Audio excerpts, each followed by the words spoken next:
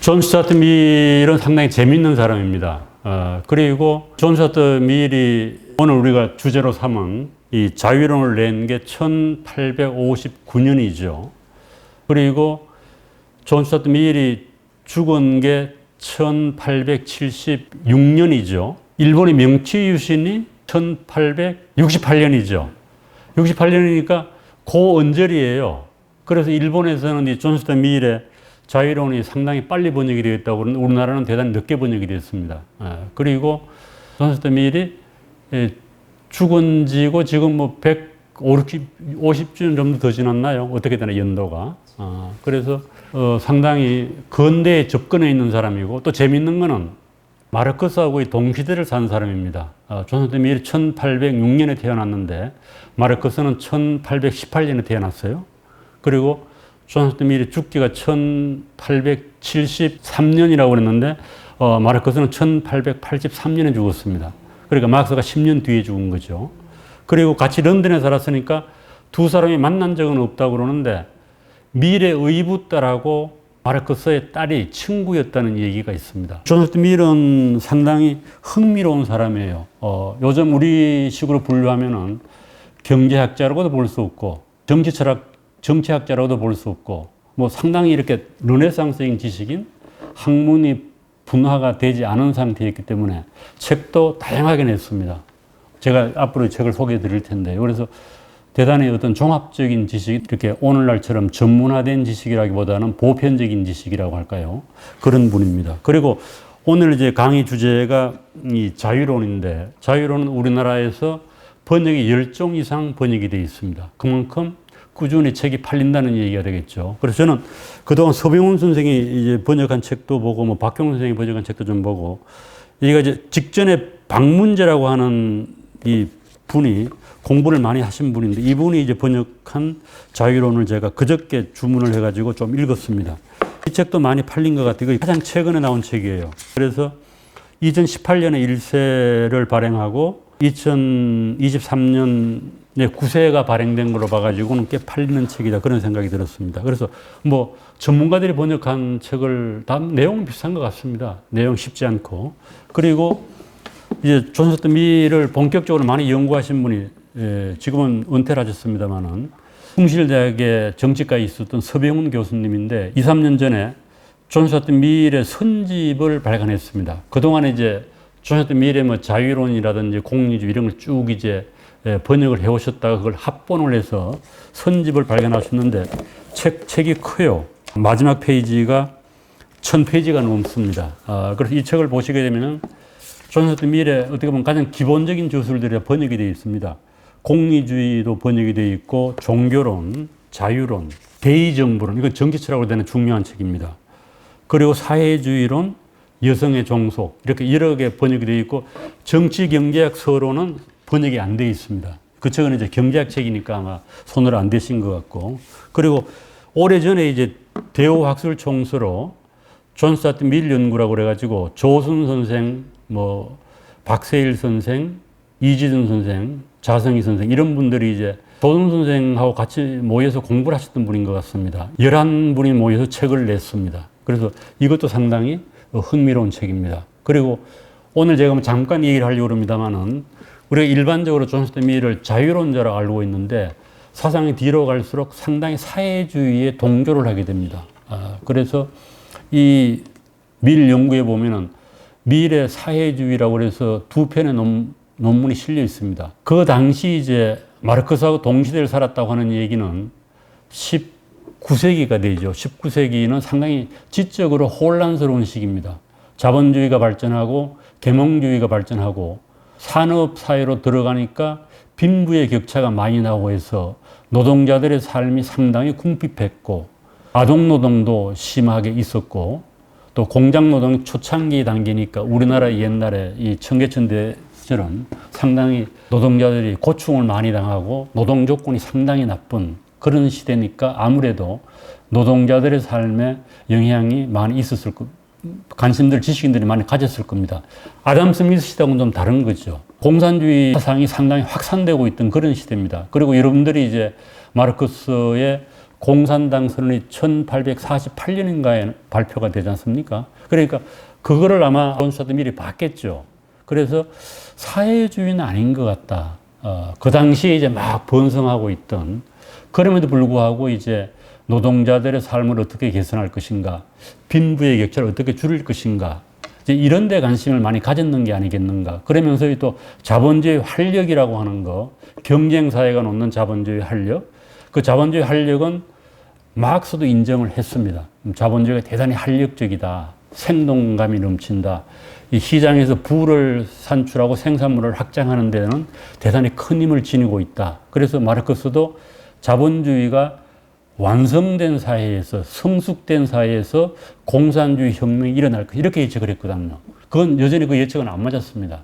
1917년에 후진 러시아에서, 농업사회에서 공산주의 혁명이 일어났거든요. 그래서 마르크스의 그 예측이 안 맞았다고 얘기를 해요. 그럼에도 불구하고 이제 모든 사람들이 자본주의 활력을 인정하지만은 빈부의 격차하고 노동자들의 삶이 개선되지 않는 것, 이거는 문제인 것 같다. 이런 생각을 이제 19세기 정도, 1800년대는 많이 한 것 같습니다. 그래서 뭐 이제 존 스튜어트 밀로 뒤에 이제 보게 되면은 존 스튜어트 밀의 이제 사고방식이 사회민주주의적인 색채가 상당히 농후합니다. 그래서 이 개인의 자유를 인정하고 사유재산권을 인정하되 국가가 어느 정도 개입해가지고 이 빈부의 격차의 문제라든지 노동자의 문제는 개선해야 되지 않겠는가라고 하는 이런 생각을 했습니다. 그런 생각들이 20세로 넘어오면서 이제 복지국가론으로 가고, 영국으로 보면 노동당의 당령으로도 많이 채택이 되고 뭐 이렇게 된 게 아니겠는가 하는 생각이 듭니다. 그래서 이제 조금 소개를 보면은 아담 스미스하고 시대차가 꽤 나죠. 나면서도 아담 스미스를 읽었겠죠.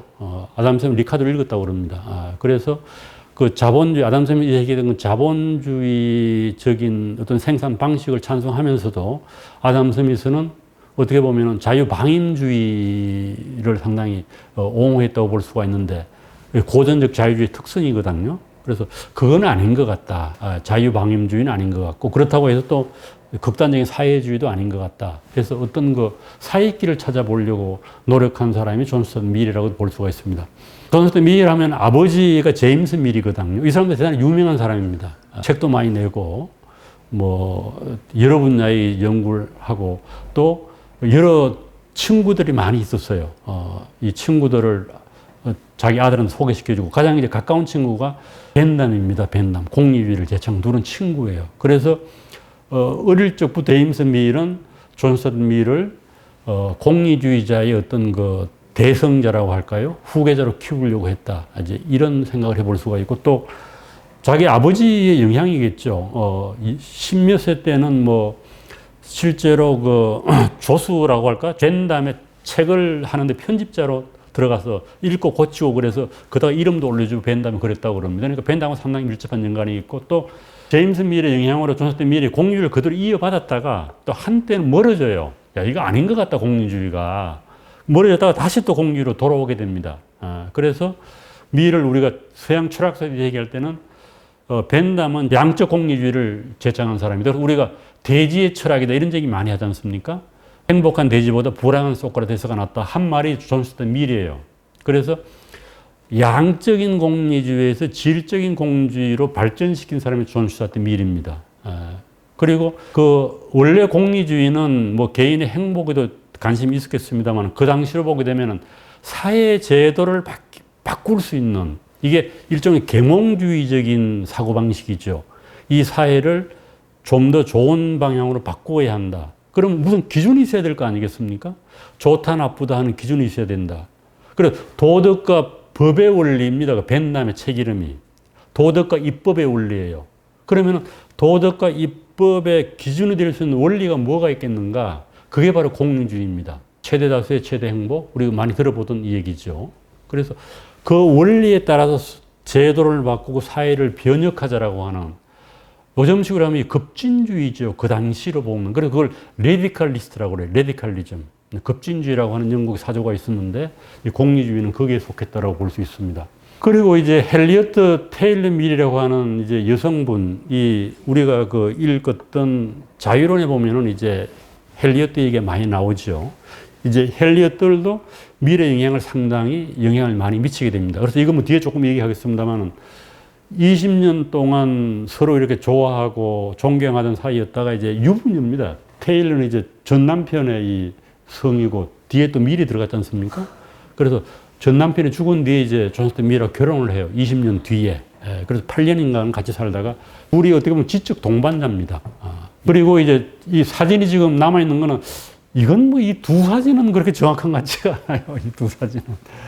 이거는 이제 조나단 밀하고 헬렌 테일러예요. 그러니까 테일러 남편 의붓 아버지죠. 조나단 밀의 딸이 어머님이 돌아가신 뒤에 이제 의붓 아버지하고 상당히 오랫동안 이제 조수 비슷한 비서도 아니고 뭐 후견인. 그래서 십몇 년 동안에 밀하고 밀접한 관계를 맺습니다. 뭐 지적으로 이제 뒤에 책도 편집하고 많이 도와주고 이제 생활도 한번 같이 했을 거예요. 밥 해주고 그랬겠죠.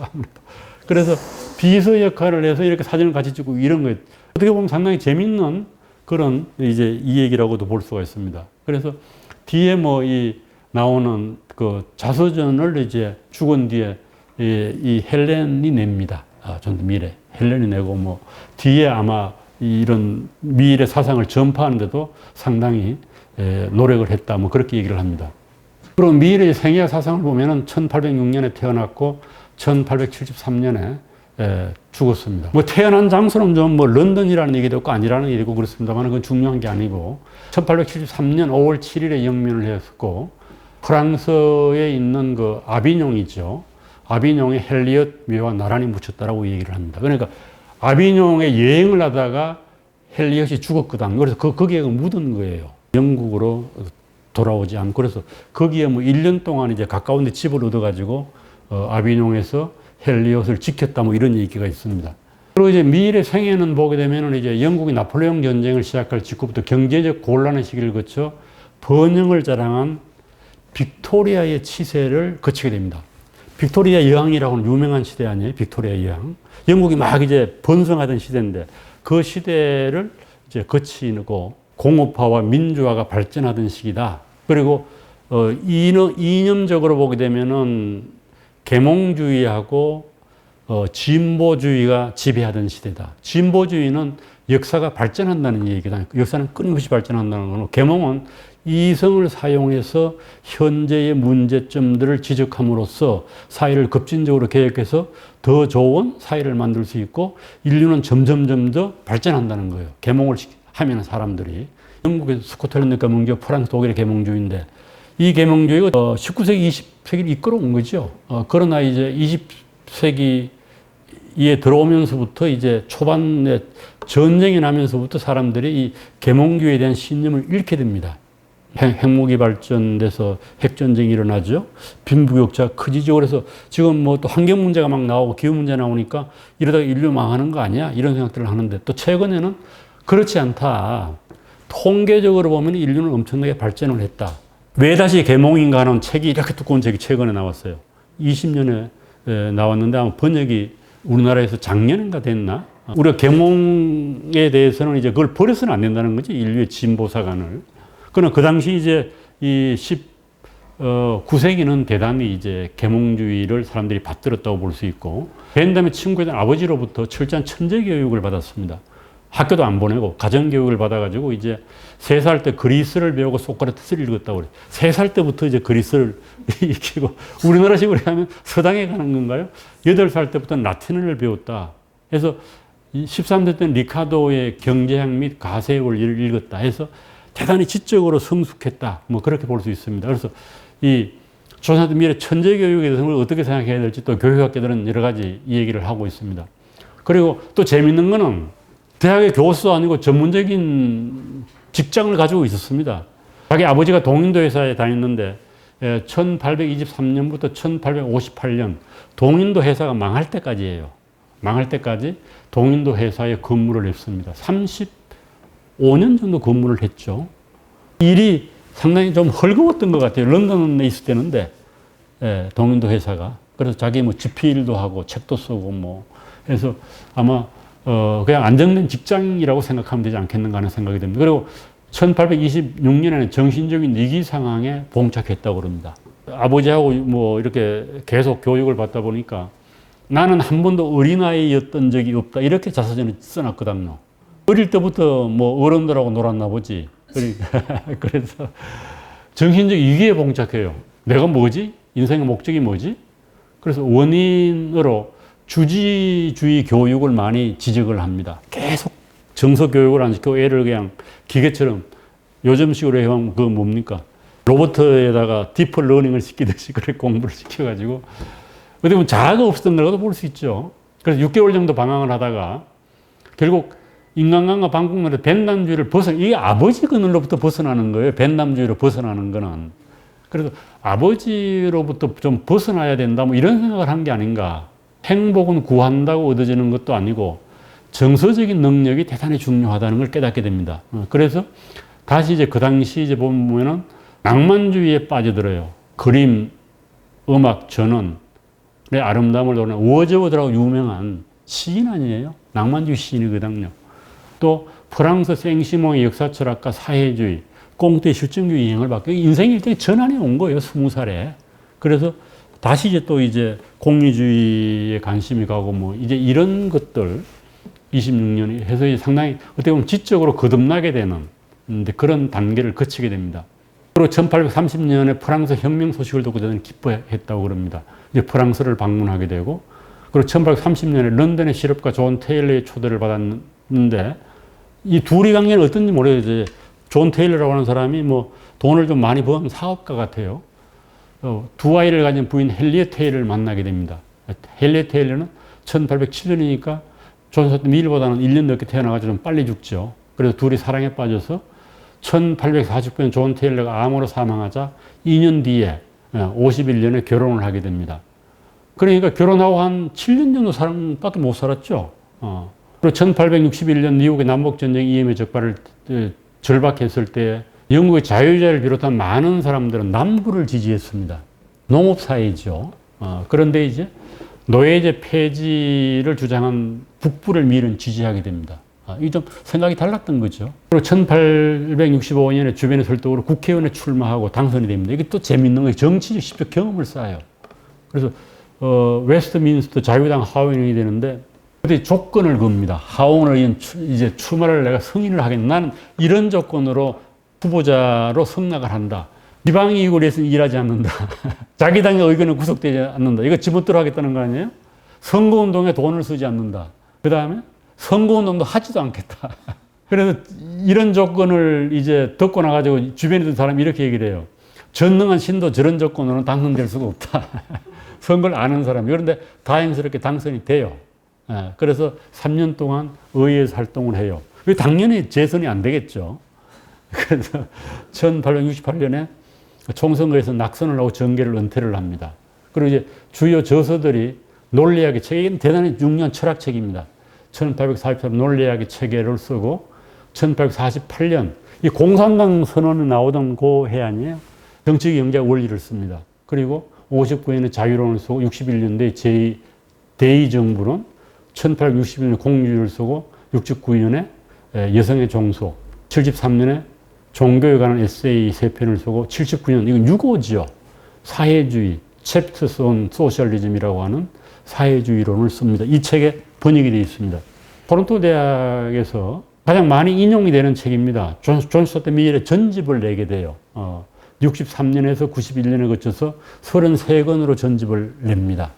존 스튜어트 밀의 대표적을 다 모아놓은 거죠. 그러나 이제 뭐 판권이 안 돼서 그런지 지금 이렇게 여러분들 보시면은 뭐 영어로는 여러 책이 단행본으로 많이 나와 있습니다. 전집은 전집이고 전집이 비싸가지고 뭐 구해보기 힘들어서 그런겠죠. 자유론도 뭐 여러 버전이 있습니다. 영어로 된 것도. 우리나라에 보게 되면 자유론은 이제 서병훈 선생이 번역한 표지입니다. 열 몇 종이 번역이 되어 있고 존 스튜어트 밀의 선집도 있고 존 스튜어트 밀의 자서전도 한 3종 정도 번역이 되어 있습니다. 그리고 공리주의 또 서병훈 선생님이 번역을 했고, 이 정치경제학 원리는 3권으로 박동천 선생이 번역을 했습니다. 전북대학 정치학과 계신 것 같아요. 4권으로 번역이 된 것 같아요. 우리나라는 대단히 두껍게 번역이 되어 있습니다. 전집, 선집이죠. 4권, 4권이 동시에 번역이 되어 있습니다. 읽기도 힘들어요. 그래서 이 정치경제 원리는 이제 흔히 얘기할 아담 스미스의 국부론, 그 다음에 리카르도의 아까 그 책하고 요것이 세 번째로 나오는 경제학 교과서라고 그럽니다. 그래서 이제 대단히 이제 경제학에도 영향을 많이 미친 분이다. 그렇게 얘기를 할 수가 있겠죠. 그리고 이제 미래의 이제 사상은 크게 이렇게 이제 뭐 몇 가지로 요약을 할 수 있을 것 같아요. 공리주의, 자기결정권, 이게 주로 자유론에서 얘기하는 겁니다. 그리고 자유사회주의는 서병훈 선생이 붙인 이름이에요. 자유주의의 어떤 그 기본 원리 플러스 사회주의 요소를 섞으려고 했다. 그리고 대의민주주의, 여성의 해방, 뭐 이런 식으로 요약을 할 수 있을 것 같습니다. 그리고 공리주의는 철학에서 대단히 중요합니다. 윤리학에서도 중요해요. 그래서 벤담의 공리주의를 우리가 최대 다수의 최대 행복이라고 해서 양적 공리주의라고 그러면은 이거는 그거로는 안 되겠다. 이런 그걸 지질적 공리주의로 발전을 시키게 됩니다. 쉽게 얘기하면 이런 거예요. 대중가요가 있지 않습니까? 우리 뭐 조용필도 있고 뭐 나훈아도 있고 이 대중가요 사람들이 많이 좋아하잖아요. 그리고 또 베토벤의 음악도 클래식이 있지 않습니까? 그러면 이제 우리가 이렇게 생각하는 거예요. 대부분 대중가요도 좋아하고 그렇게 좋아하지만은 이 둘에는 음악의 차이는 있는 것 같다는 얘기를 하잖아요. 그 차이를 인정하지 않습니까? 그래서 어떤 게 더 질적으로 높고 좋으냐라고 물으면 대부분 사람들은 클래식을 좋아해요. 이게 가치가 있다. 그렇다고 해서 대중가요 가치 없다는 얘기, 질적으로 좀 다른 것 같다. 이렇게 얘기를 하잖아요. 그러나 벤담의 입장은 둘 다 똑같은 거예요. 똑같이 양적으로 다 양화될 수 있다는 거예요. 그걸 측정하는 뭐 기구가 여러 있습니다만, 지속성 뭐 해서 여러 가지가 있습니다만은, 베토벤의 음악하고 대중음악을 질적인 차이를 인정하지 않고 똑같은 척도로 잴 수가 있다. 이게 벤담이에요. 이게 양적 공유주의입니다. 그런데 그거 좀 이상하지 않냐. 뭔가 차이가 있을 것 같다. 우리가 맨날 뭐 고수업 치고 노는 사람하고 지적인 활동을 하는 사람하고 똑같은 삶을 산다고 볼 수는 없지 않냐. 이렇게 얘기할 수 있잖아요. 아무래도 부자적인 삶을 사람들, 뭐 사회에서 많이 봉사하고 사회를 위해서 애를 쓰는 분들이 그래도 맨날 술 먹고 노는 분들보다는 좀 더 의미 있는 삶을 살았잖아요. 이 얘기를 해주고 싶은 거예요, 사람이. 그래서 미래는 거기 차이가 나서 질적 공유주의를 얘기를 하는 겁니다. 그 차이가 난다. 그러니까 돼지가 뭐 행복한지 불행한지 모르겠습니다만, 우리가 보면 맨날 밥 먹고 누워있고 꿀꿀이는 게 행복하다고 모른다. 행복한 돼지보다 불행한 소크라테스가 낫다. 이런 얘기를 한 거예요. 그 미래 공유주의에 나오는 얘기입니다. 그 얘기는. 그래서 그런 거 어떻게 아냐, 그거를. 그랬더니 밀은 그렇게 얘기해요. 둘 다 경험해 본 사람이면 안다. 둘이 차이가 난다는 것을 안다. 그리고 전문가들이 알 수가 있다. 이렇게 얘기를 하는 거예요. 그래서 밀은 좀 사람의 차이가 난다. 이걸 인정을 한 거죠. 그래서 민주주의에 대한 좀 불신이 나온 거죠. 모든 사람이 평등하지 않은 것 같다. 그래서 보통 선거권을 인정을 하되 좀 많이 배운 사람들한테 2표를 주자, 3표를 주자, 이게 말이 안 되는 거죠. 지적으로 좀 능력 있는 사람한테는 좀 표를 좀 많이 줘야 되지 않냐 해서 민주주의에 대한 조금 공포 이런 게 있었던 거예요. 아니 뭐 진하게는 다 한 표 하면 어떡하냐. 그래서 이제 미래 질적 공유주의입니다. 그래서 도덕적으로 옳은 행동은 행복을 정진하고 불행을 감소시키는 영향을 가진다. 이게 이제 기준입니다.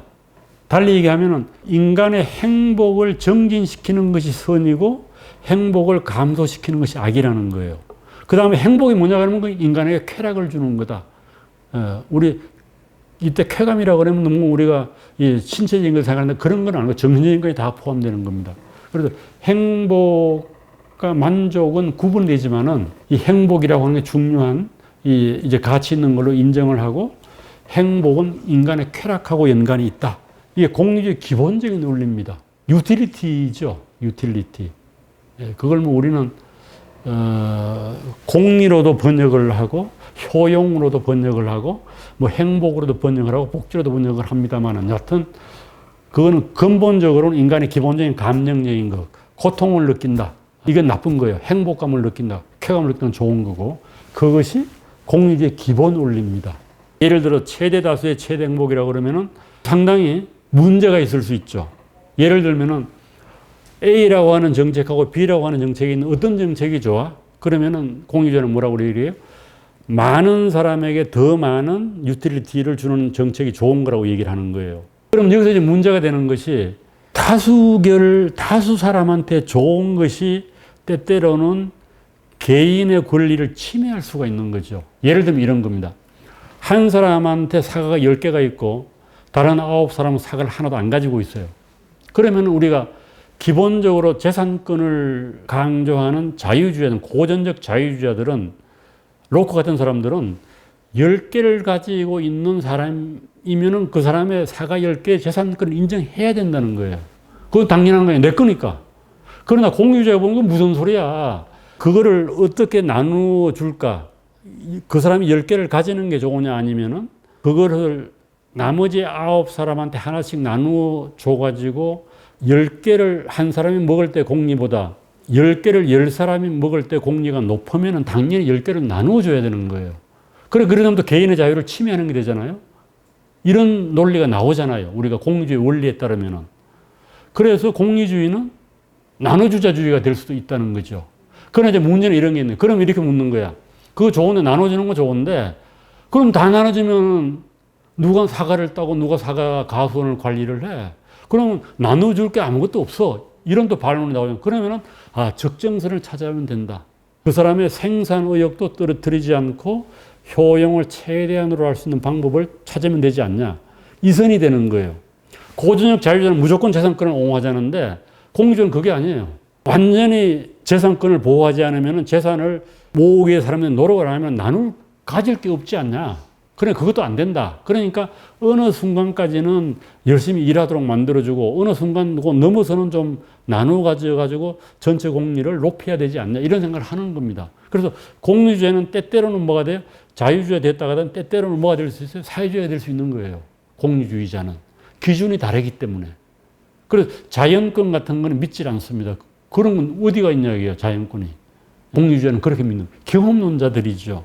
그럼에도 불구하고 이제 이 자유시장 경제를, 공유주의를 옹호하는 거는 자유 경쟁이 없다고 하면은 사회가 발전할 수가 없고 사회가 나누어 가질 수 있는 재화가 생산이 안 된다는 겁니다.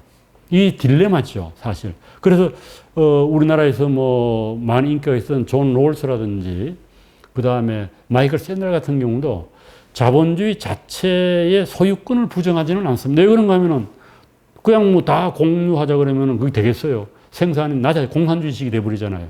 그래서 어느 선에서 시장으로 가고 그 넘는 거는 좀 우리가 나누어 갖자. 그게 뭐 보건이라든지 의료라든지 교육이라든지 국방이라든지 이런 거는 시장 논리를 좀 하지 말자.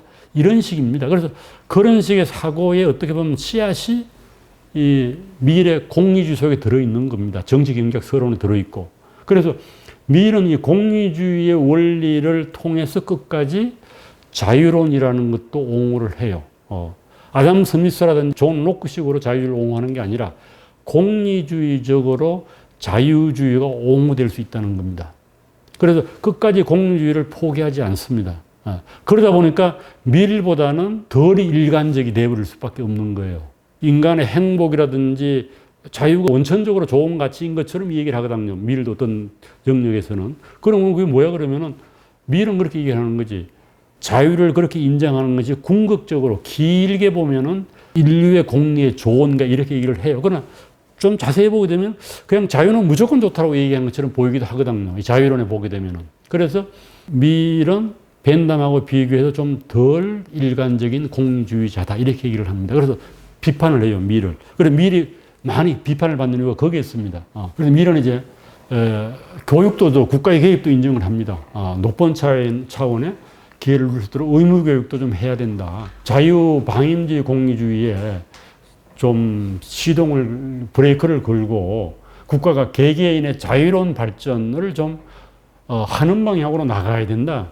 계몽이라고 하는 그런 거예요. 계몽은. 계몽을 당하는 사람이 있으면은 그 사람의 좀 지적 능력을 키워주기 위해서는 강제로라도 계몽을 시켜야 된다는 거예요.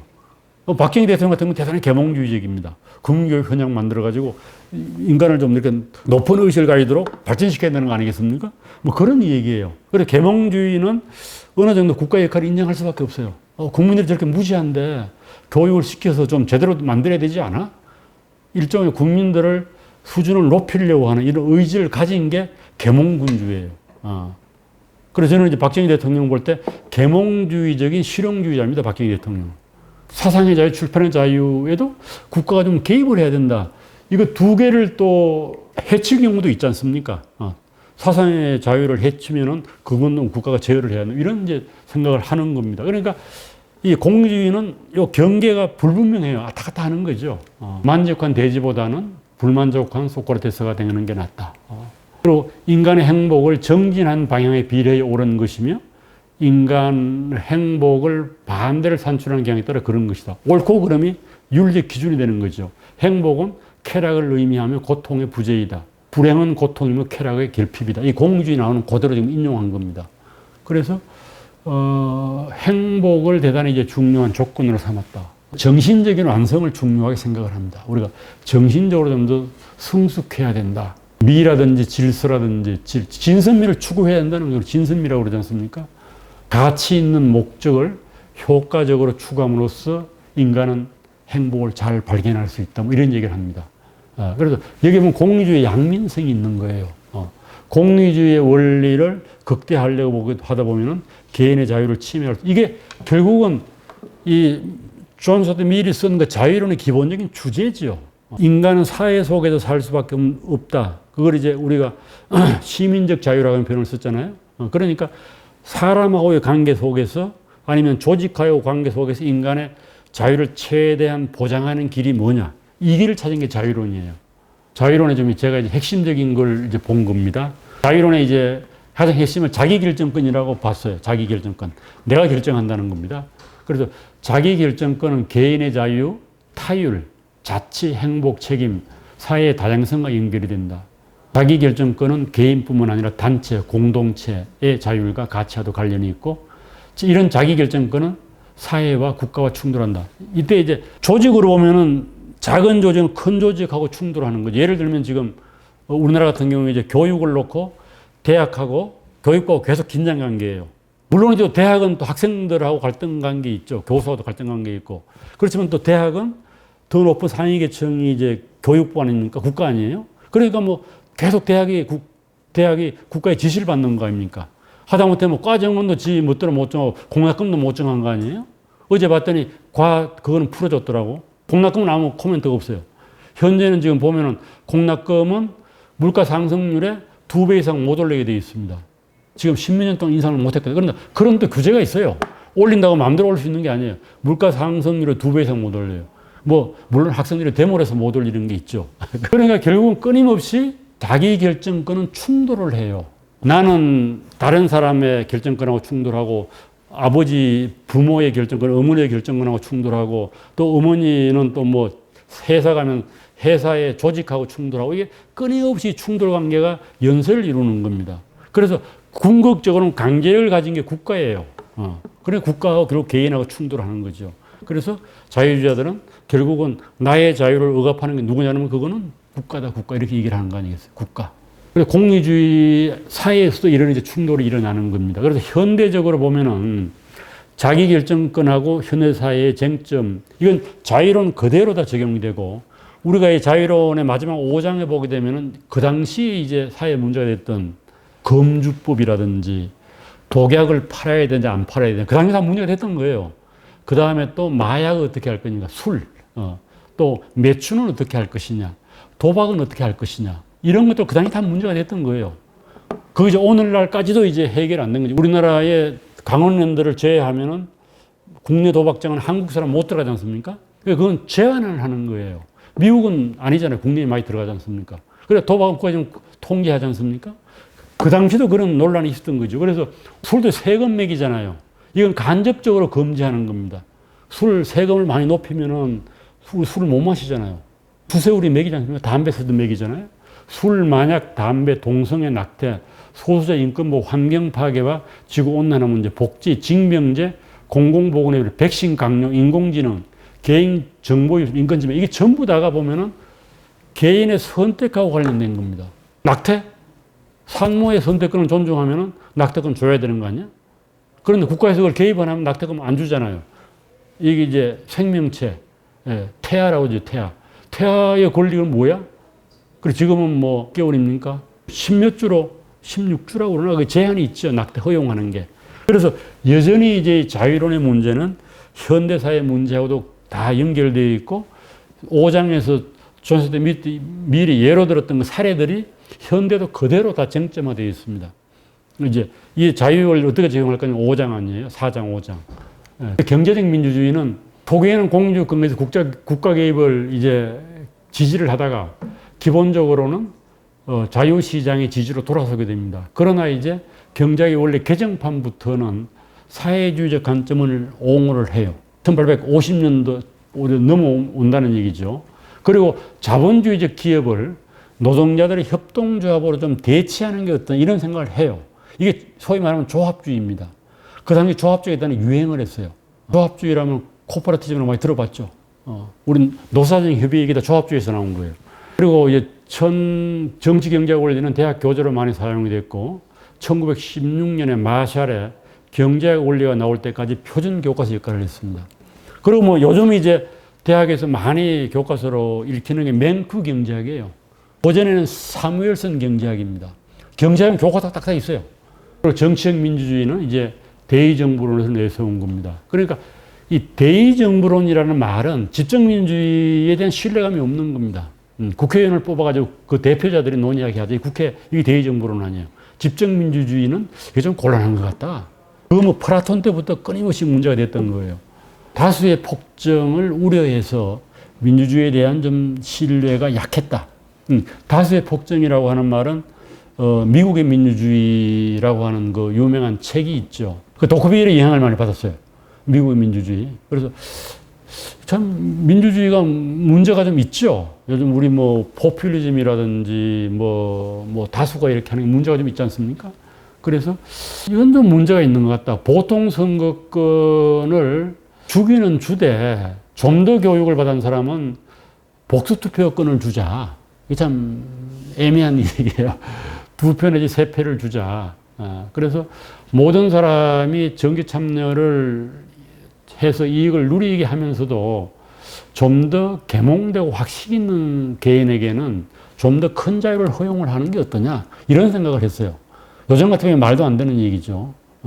그래서 전반적인 교육 수준이 높아질 때까지 좀 한시적으로라도 이런 걸 하자 이런 생각을 했고 여성 해방 이건 대단히 혁신적인 거죠. 그 당시로 보게 되면 2000년도 넘어와서 여성 선거권이 가는 데도 있고 미국 같은 경우도 20세기 초반 아니에요. 여성 선거권이 주어진 게. 이거는 상당히 1800년 중반에 이런 주장을 해서 대단히 그 당시로 보면 혁신적이라고 볼 수 있습니다. 여성 해방은 사회 쇄신의 기회로 삼아야 된다. 남성과 여성을 평등한 상을 주는 이건 아마 헬리오스 영향이 있는 게 아니냐 이런 얘기를 합니다. 여기까지 두 번째로 자유론은 1859년에 나오고 이 책은 끊임없이 아직까지도 엄청나게 영향력이 높은 책입니다. 그래서 뭐 제가 그 앞에 조금 이제 설명을 했습니다만은 19세기 자유주의 철학자로 개인의 자유를 옹호하고 확장하려고 했다. 인간은 평등하다고 하는 그런 이제 전제가 들어간 거겠죠. 그래서 이제 밀은 그런 생각을 한 것 같아요. 어느 정도 어떻게 보면 정치적 자유는 이루어진 것 같다. 독재자도 없고 우리가 뭐 군주가 있는 것도 아니고. 그러나 더 무서운 이 민주주의 사회로 와서 완전한 민주주의는 물론 아니었겠죠. 뭐 대의민주주의 내지는 이제 민주주의가 막 도입되고 이럴 단계니까 다수의 행포가 문제인 것 같다. 이 다수의 행포는 정치적으로 국가라고 하는 말도 들어가 있습니다만 그것 말고 사회적인 간섭이라든지 통념 이런 것도 의미하는 거예요. 그러니까 다른 사람이 눈이 무서워가지고 못한다. 간섭이 무서워. 이런 거 많잖아요. 이런 것에 대해서 사람들의 자유가 제한을 받는다는 겁니다. 특히 이제 표현의 자유도 그렇고. 그리고 또 여론의 힘이 커지면 그게 다수의 행포가 되어버린다. 사람들이 그냥 다수를 주르르 따라가는 거예요. 개인의 생각을 버리고. 그래서 사람들이 전부 붕어빵처럼 돼간다. 생각이 똑같아지는 거예요. 우리나라 같은 거 2표로 갈라져가지고 싸우지 않습니까? 그러니까 개인의 생각이 없는 겁니다. 개인의 자유를 제일 앞순위에 놓고 그것을 옹호하려고 했다. 그래서 이 자유는 제일 처음에 보면 인용하는 글귀가 있는데 그때 이제 훔볼트, 이게 베를린 대학을 세운 사람이고 미리 자유론에 대한 영향을 받은 사람인데 이 사람의 글을 인용을 합니다. 내가 이 책의 면면에서 전개하고 있는 모든 논쟁은 인간을 최고로 다양하게 발전시키는 것이 절대적이고 본질적으로 중요하다는 장대하면서 선도적인 하나의 원칙을 곧바로 수렴하는 데 된다. 그래서 정부의 활동과 범위에 관한 의무들이라고 하는 이 훔볼트 책에서 인용을 한 겁니다. 그래서 여기 보면 다양성이에요. 다양하게 발전시켜야 한다. 개인을. 다양하다고 하는 말은 개인의 색색이 되겠죠. 모든 개인이 다양하게 발전시켜야 된다. 핵일성과 다양성은 대단히 중요한 그 대비가 되는 건데요. 사람들은 핵일성을 상당히 좋아하는 측면이 있습니다. 그래서 이 자유로운 목차를 보게 되면 서론하고 2장, 3장, 4장, 5장이 있는데 이제 서론은 아랫부분을 다룰 기준을 찾는 겁니다. 서론이 가장 중요해요. 그리고 이제 그 밑에는 응용이죠, 응용. 응용을 해서 이제 사상과 토론의 자유. 이게 가장 중요한 거예요. 그 다음에 행복의 한 요소로서의 개별성. 인디비주얼리티를 이제 개별성으로 번역할 수 있고 개성으로 번역할 수도 있는데 맥락에 따라서 뭐 개성, 개별성이 좋은 것 같습니다. 개인에 대한 사회적 권위의 한계, 적용해서 결국은 이제 적용은 응용 문제, 그 당시 사회적으로 문제 있던 것에 대해서 원리를 적용하면 어떻게 되냐라고 하는 거예요. 가장 중요한 거는 서론입니다, 서론. 그리고 그 다음에 이제 사상과 토론의 자유고 3장, 4장, 5장은 어떻게 보면 이런 것들을 적용한 겁니다. 그래서 개별성을 대단히 강조했다. 이렇게 볼 수가 있고. 이제 한마디로 얘기하면은 개인의 자유를 제한할 수 있는 경우가 언제냐라고 하는 거예요. 그래서 가장 쉽게 얘기하면은 개인들은 자기가 하고 싶은 대로 다 해도 좋은데 단 하나는 안 된다는 겁니다. 이 조건이 뭔가 하면은 함 프린스플이에요. 함, 해악의 원리, 위해의 원리 이런 표현을 쓰는데 네가 네 마음대로 다 해도 좋은데 네 행동이 다른 사람한테 피해를 주면 안 된다는 거예요. 네 손을 마음대로 이렇게 흔들고 움직이되 다른 사람이 몸에 손이 딱 닿는 순간 멈춰야 된다는 거예요. 그래서 인간의 행동은 두 가지가 있다. 이건 뭐 끊임없이 반복되는 얘기입니다. 하나는 그것의 영향이 나에게만 미치는 행동이 있고 그것의 영향이 다른 사람에게도 미치는 행동이 있는데 물론 다른 사람에게 미칠 때는 이익을 주는 경우도 있고 피해를 주는 경우도 있겠죠. 이제 문제는 피해가 되는 거겠죠. 그래서 피해를 주는 행동을 하면 안 된다는 거예요. 이게 이제 경계가 어렵죠. 어떤 행동이 그러니까 논란이 되는 겁니다. 그러나 이론적으로는 그런 거예요. 네가 하고 싶은 행동을 하되 다른 사람이 피해를 입으면 안 된다. 그걸 바꾸게 되면은 국가나 사회가 개인의 행동을 통제할 수 있는 그 시점은 그 행동이 다른 사람에게 손해를 입히는 경우이다. 다른 사람에게 해악을 입히는 경우다. 이거예요. 가장 간단한 원리입니다. 적용에서는 상당히 논란이 많고 그래서 후대의 철학자들이 이걸 가지고 또 논란을 일으키면 어떤 행동이냐 그게 어떤 행동이냐. 피해라고 하는 게 뭐냐. 내가 좋은 그 명품 가방을 좀 들고 폼을 잡고 다니는 게 피해를 주는 거냐 안 주는 거냐. 다른 사람들이 상대적 박탈감을 느끼지 않냐. 이거 어떻게 생각하세요? 좋은 차를 타고 다니는 게 어떠냐. 이것도 피해라 볼 수 있고 안 볼 수도 있는 거죠. 피해라고 보게 되면 이제 뭐가 되는 거야? 그걸 금지하는 거야, 사회적으로. 어떻게 금지를 해요? 특별 소비세 매기는 거야. 특별 소비세 매겨가지고 소비를 힘들게 하는 거예요. 아니면 아예 금지를 하거나. 제 애들 학교 다닐 때 나이키 신고 오지 마라. 이런 거 있었거든, 학교에서. 나이키 신발 신고 오지 마라. 이하감을 조성한다. 그 당시 그게 대단했던 것 같아요. 그런 거예요. 피해라고 하는 개념이 애매모호하다는 거죠. 술 주정하는 건 뭐 어떠냐, 술 주정하는 거. 그래서 간단하게 하나의 원리를 내세우는 이게 이제 그럴듯하지 않습니까? 해악의 원리. 남한테 피해를 안 주면은 최대한 자유를 주라. 이겁니다. 자유는 새로운 형태의 전제해서 여론의 힘, 다수의 폭정. 이것도 이제 보면 사람들의 행동을 많이 제약을 하는 겁니다. 오늘날의 정부도 그러지 않습니까? 투표 때문에 정부는 다수 인민에 대한 욕구에 민감하다. 세금 많이 매기고 이런 것도 어떻게 보면은 이 일종의 여론의 폭주라고 볼 수가 있습니다. 그러니까 결국은 정치인들이 누구의 노예가 된 거예요? 다수의 노예가 된 거죠. 그래서 거기에 그냥 복종하는 거예요. 그래서 결국 이제 그 당시에 사회가 진보하려고 하면은 어느 선에서 개인의 행동을 국가가 개입해야 되냐. 이제 이거가 대단히 중대한 문제였다는 겁니다. 경제도 그렇고.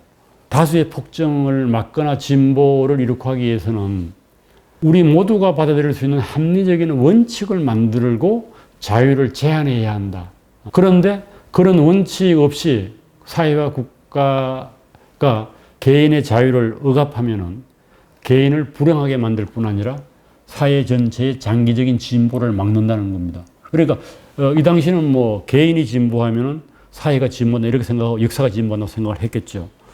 그래서 그 원칙을 찾아보았다는 겁니다. 그래서 그 원리가 매우 단순한 하나의 원칙이 해악의 원리예요. 한 프린시플. 저걸 위해의 원리라고도 번역을 한 데가 있습니다. 아래가 위해로 했네요. 같은 말입니다.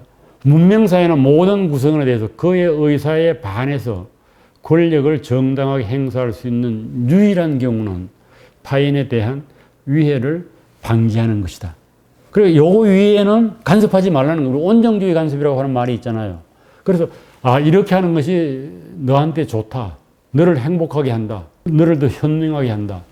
이런 이유로 누구를 강기해서는 안 된다는 거예요. 부모들이 많이 하는 거고 선생들이 많이 하는 거 하지 말라는 거예요. 가장 이제 많이 인용이 되는 것이 이 얘기입니다. 당사자에게만 영향을 미치는 행위에 대해서는 개인이 당연히 절대적 자유를 누려야 한다. 나의 행위가 나에게만 영향을 미치는 경우, 자기 자신, 즉 자신의 몸이나 정신에 대해서 각자는 주권자라는 겁니다. 다른 사람에게 영향을 미치는 경우는 이제 우리가 고려를 해봐야 되지만은, 그것이 너에게만 미치는 경우에는 네가 절대적 주권자, 네가 결정권이 있다는 거예요. 그래서 마약도 허용할 수 있다는 거죠. 그래서 마약이 타인에게 영향을 미치죠, 사실은. 그러나 어떻게 보면은 영향을 안 미친다고 볼 수 있는 측면이 있죠. 그걸 이제 피해자 없는 범죄라고 얘기를 해요, 요즘은. 피해자가 없다고 보는 거죠, 마약이. 본인이 피해자이긴 한데, 또 주변의 가족들은 피해가 있죠.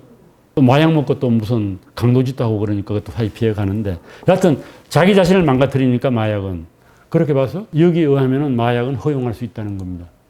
그리고 각자가 주권자다. 그래서 대단히 중요합니다. 그래서 이걸 이제 어떻게 해석하면 이렇게 되는 거죠. 자기 자신에 대해서 가장 잘 아는 것이 자기 자신이라는 겁니다. 좋은 삶이 뭔가는 내가 선택해야 된다는 거예요. 이것도 물론 어느 정도 지성을 갖춘 사람이겠죠. 그래서 결국 산다는 것은 끊임없이 시행착오의 과정이다. 이게 이제 폭파 영향을 미친 거예요. 그러면서 넘어지면서 사람이 배우는 거니까 그걸 자꾸 붙들어주지 말라는 거예요.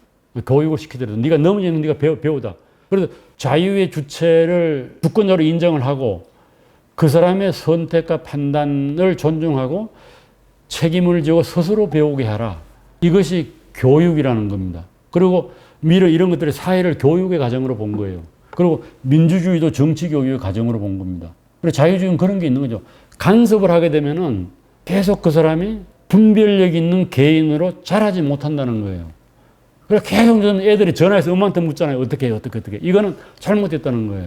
그래서 아동교육에도 상당히 미리 한 이 얘기가 우리가 받아들일 측면이 있다. 그리고 다른 사람하고 같은 생각을 가지지 말고 인간의 잠재력을 키우려고 하면 자유를 주라. 이제 이런 얘기가 되는 거죠. 인간은 각자가 주권자니까. 이 해악이 원리나 아까 설명 많이 했으면 딱 하면 이런 거예요. 타인에게 입힐 잠재적 해악이 만일 내가 하려고 하지 못하게 건축된 유일한 근거다. 네가 행동이 타인에게 해악을 준다고 하면 그 행동이 잠재적으로 타인에게 해악을 줄 수 있기 때문에 그걸 금지시킬 수 있다. 이게 해악의 원리입니다. 그래서 일종의 이제 무제한의 자유는 아닌 거죠. 개인의 자유를 극대화하면서도 사회에 반드시 필요한 질서와 평화를 유지하는 방법이 뭐겠는가. 라고 해서 급진적인 사회혁명에 대해서 반대하는 이유는 바로 여기 있는 겁니다. 그리고 재밌는 얘기는 이 원리가 정신적으로 성숙한 사람에게만 적용돼. 요 얘기를 해요. 아까 그 해악의 원리를 쭉 얘기하다가 한 구절 내려가서 요 얘기를 합니다. 이 서론에서. 재밌잖아요. 이 원리가, 이 해악의 원리예요. 정신적으로 성숙한 사람에게만 적용될 수 있다는 사실을 굳이 부연 설명할 필요는 없겠다. 그러니까 정신적으로 성숙한 사람들만 자유롭게 살 수 있다는 그런, 이게 애매한 거야. 정신적으로 성숙이라는 게 뭐냐? 법적으로는 뭐로 본 거예요? 성인 나이로 본 거예요. 그러니까 지금 우리 애들도 핸드폰도 개통이 안 되잖아요. 19세인가 뭐 고등학생 안 되잖아요. 그 정신적으로 성숙한 인간으로 안 본 겁니다. 그래서 정신적인 성숙을 강조하면 끊임없이 교양을 강조하는 이유가 거기 있는 겁니다. 그러니까 민주에 대한 불신이 있는 거지. 정신적으로 성숙하지도 못한 놈들이 한 표 받아가지고 지멋대로 한다 이거죠. 그리고 또 이런 얘기입니다. 미개사회에 사는 사람들한테는 이거 해당 안 된다. 내가 한 얘기에 전혀 해당이 안 된다. 그런 놈들은 국가에서 그냥 교육을 시켜야 된다. 독재도 정당화된다. 자유의 원리는 인류가 자유롭고 평등한 토론을 통해 진보를 이룩한 시대에나 적용이 된다. 이렇게. 그리고 중국 예를 들어가지고 중국에는 안 된다. 이 자유를. 이런 얘기도 해요. 그래 이걸 이제 또 오리엔탈리즘에 해가지고 비판하는 사람도 있습니다. 그거 마음에 안 든다 미리. 분별력 있는 개인이 뭐냐 이겁니다. 그래서 미리 보기에는 지적 역량을 가진 사람이다. 미성년자는 지어야 된다. 자치와 자유로운 교육을 통해서 지적 능력을 함양해야 한다. 그래서 지력을 갖춘 분별력이 있는 개인만이 자기결정권자의 자격이 있다. 이렇게 얘기를 해요. 그래서 상당히 어렵죠. 분별 있는 사람만이 자유를 누릴 수 있는데 이거 어떻게 법적으로 규제할 수도 없고. 그래서 교육과 교양을 끊임없이 강조를 합니다. 인간을 키워야 한다. 그래서 어떤지 간에 자유의 그 해악의 원리는 대단히 중요한 원리로 새로운 어떤 자유에 대한 장을 열었다고도 볼 수 있고, 여기서 말하는 자유라고 하는 것이 경제적 자유까지는 확정이 안 된 것 같아요. 제가 보기에는. 그러니까 바로 이제 뒤에 나오는 것이 사상과 토론의 자유로 넘어가지 않습니까? 그럼 2장으로 넘어가겠습니다. 2장은 사상과 토론의 자유. 이것도 끊임없이 이제 민주주의 사회에서는 중요한 걸로 논란이 되는 겁니다. 이제 우리가 자유론의 기본적인 생각, 개인의 생각을 존중하는데 문제는 그 개인이 생각 자체가 옳은지 그른지는 모를 수도 있고 또 혼자 생각하면 생각이 성장을 안 한다는 겁니다. 기본적인 전제는. 그래서 그런 사람들이 모여서 자기 입장을 강하게 주장하고 토론을 통해서 인간의 지적 능력이 함양될 수 있다는 거예요. 내가 내 생각을 다른 사람들이 했더니 다른 사람이 많이 반론을 할 거 아니겠습니까? 그럼 반론해가지고 자기 생각을 고칠 수가 있다는 겁니다. 사람이라는 게. 그래서 그것이 토론이 중요한 거예요. 토론은 결국은 생각이 다른 여러 사람들이 모여가지고 각자 자기 얘기를 하고 다른 사람의 의견을 존중하고 다른 사람의 의견이 잘못됐다고 생각하면 반대를 하고 내 의견이 잘못됐다고 생각하면 내 의견을 고쳐가지고 우리가 함께 모여서 얘기를 하면 좀 더 나은 생각으로 간다라고 하는 전제가 있는 거예요. 그의 기본적인 인간은 불완전하다는 거예요. 그럼 불완전한 인간들끼리 모여서 좀 더 안전에 가까워질 수 있는 게 뭐냐? 이게 바로 토론과 사상의 자유라는 겁니다. 이걸 이제 포파는 대단히 다른 방식으로 20세기대로 풀어낸 거예요. 그 개방사회 거적들이라고 하는 책이. 기본 아이디어는 미래에서 나온 겁니다. 포파의 생각도. 사상과 토론의 어떤 절대적 자유를 보장한다고 하더라도 피해자가 생기지 않는다고 본 겁니다. 이건 공리주의 원리죠. 그래서 이득보다는 피해가 크다는 것을 보여주면 된다는 겁니다. 합의 피해자가 안 나온 공리주의는 그거 아니에요? 피해 플러스 이익 합쳐가지고 플러스가 되면은 그게 좋다는 거예요. 그러나 사상과 토론의 자유에 대한 이유 없는 간섭을 허용하지는 않는데 이유가 뭐냐라고 하는 거죠. 그거는 이유는 바로 해악의 원리, 피해의 원리. 지금 여기서 뭐 피해, 해악, 위 이렇게 여러 가지 말을 썼습니다. 같은 말입니다. 설사 단 한 사람만을 제외한 전 인류가 똑같은 의견을 가진 경우가 있다고 할지라도 그 한 사람이 권력을 장악했을 때 전 인류를 침묵하게 하는 것이 정당화될 수 없듯이 인류가 그 한 사람을 침묵시키는 것도 정당화될 수가 없다. 이렇게 얘기를 했어요. 맞는 말이죠. 결국은 생각이 다른 사람이 한 사람만 있다고 하더라도 그 사람 생각도 뭐 했는가? 존중해야 된다는 거예요. 이 사상과 토론의 자유는. 그래서 사상과 토론의 자유가 이제 이 합리성하고 그대로 연결되어 있는 겁니다. 합리성은 오류를 발견하게 하고 더욱 신뢰할 만한 믿음으로 이끌어준다는 거죠. 어떤 의견을 발표하지 못하게 하는 데서 오는 특별한 손실은 그것이 전 인류로 하여금 수많은 가치 있는 것들을 상실하는 데 있다. 만일 그 의견이 옳다면 그들은 자기의 잘못을 버리고 진리를 향할 기회를 잃어버리게 된다. 또한 그 의견이 잘못됐다고 할지라도 그들은 옳았을 경우와 마찬가지로 커다란 이익을 상실하게 된다. 즉 진리 그 자체와 오류가 충돌함으로 생겨나는 진리에 대한 보다 명확한 인식과 뚜렷한 인상을 잃어버리게 된다. 그러니까 설사 그 사람이 잘못된 의견을 제시하더라도 그것이 진리를 돋보이게 한다는 거예요. 그래서 필요하다는 겁니다. 이건 어떻게 보면 인간에 대한 합리성에 대한 신뢰가 있는데 현실적으로 이거 잘 안 맞는 것 같아요. 남의 의견을 받아들이질 않으니까 대부분 사람들이 안 믿잖아요. 과학이고 합리성이라고 하는 거는 과학을 신뢰한다는 겁니다. 증거를 신뢰한다는 거고 사실을 신뢰한다는 거예요. 그래서 이걸 몇 가지로 나누어서 설명을 합니다. 우리가 의견을 낼 때 그 의견이 옳을 때가 있고 틀렸을 때가 있고 옳은지 틀렸는지가 상충할 때가 있지 않습니까? 세 가지 경우 다를 놓고 이제 보더라도 어떤 경우이든지 간에 사상가 토론 자유를 허용하는 쪽이 더 이익이라는 거예요. 공리적으로 볼 때. 우리는 옳은 의견이라 얘기하는 왜 틀린 의견이냐 이렇게 얘기하는 그게 아니라는 겁니다. 그래서 요 세 가지로 나누어서 설명을 하고 있습니다. 사상과 토론의 자유는 결국 개방적인 의사 교환과 비판을 허용하게 되고 오류를 수용할 수 있는 기회를 제공해주고 의견에 대한 합리적인 근거를 가지게 되는. 그러니까 우리가 정책 같은 경우는 똑같은 거예요. 페리클레스가 한 말 중에 우리는 소수가 정책을 제시할 수 있어도 우리 모두는 그것을 비판할 수 있다 이렇게 얘기했거든요. 그 얘기는 뭔가 하면 비판을 통해서 그 오류를 바로 잡을 수 있다는 얘기가 똑같은 얘기입니다. 그래서 자유로운 토론의 사회라고 하는 오류를 발견할 수가 있고 자유가 없는 사회보다 자유로운 사회가 최선의 정책을 선택하게 한다는 겁니다.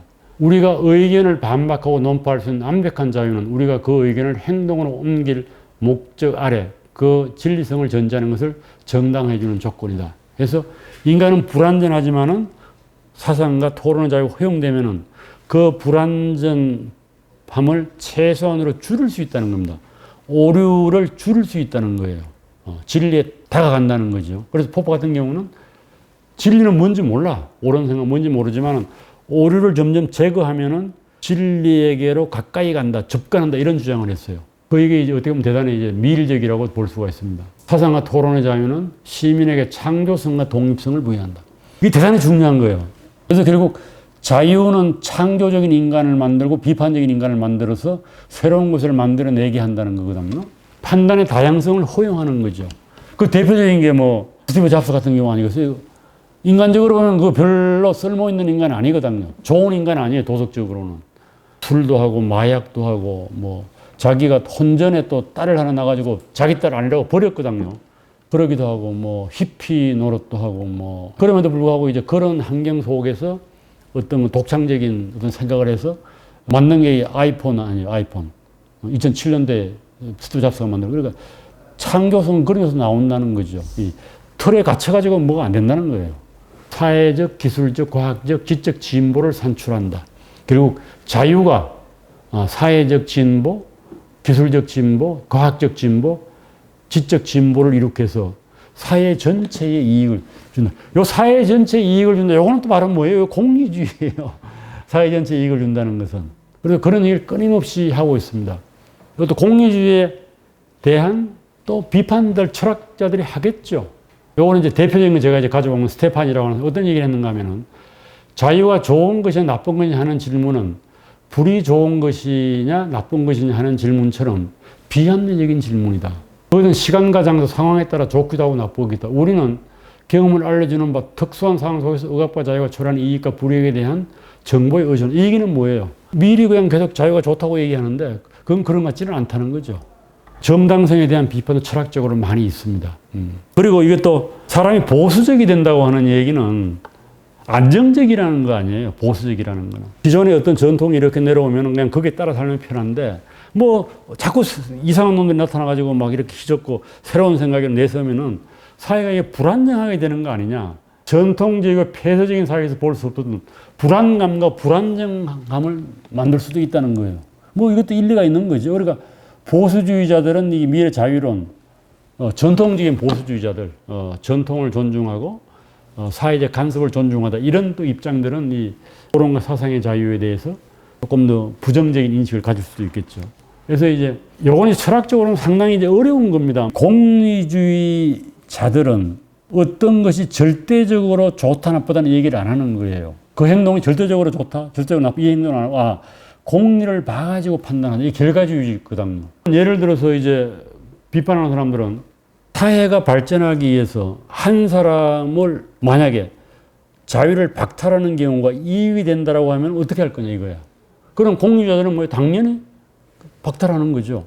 한 사람을 죽여가지고 네 사람을 살릴 수 있다라고 하면 어떻게 돼요? 그게 공리주의로 정당화되는 거예요. 그래서 이런 비판이 나오는 겁니다. 결국은 인간이라고 하는 거는 공리하고 상관없이 본래적으로 존엄한 존재다 이거예요. 그렇기 때문에 공리적으로 플러스든 마이너스든 상관없이 그 사람의 존엄성은 존중받아야 한다. 이게 의무론적 윤리설을 주장한 칸트의 입장입니다.